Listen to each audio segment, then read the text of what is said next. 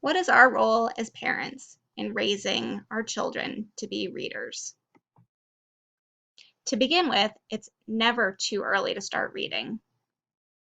About 85% of a child's brain develops in the first 5 years, so every interaction that we have is critical and significant in helping them develop their neurological pathways.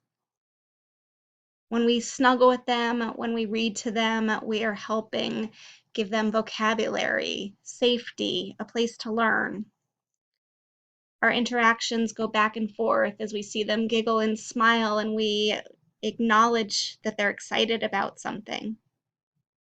We're establishing a routine with them so that reading will always be a part of their life, and it won't be a struggle to get a toddler or a preschooler to sit still.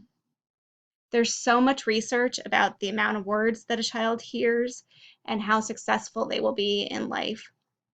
And books allow us to use words that we may not often use in our daily lives and expands that vocabulary tremendously. We also don't want to stop reading to our kids as they get older, even when they can read to themselves.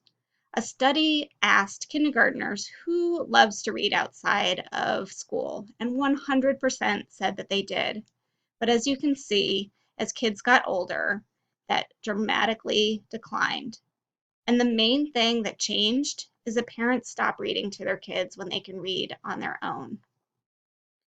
It stops being something for pleasure and fun and becomes only something that's done for school. Children fall in love with books.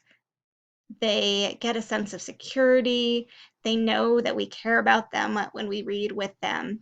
It is so vitally important and such an opportunity to establish a fantastic relationship and create a culture of reading in our families.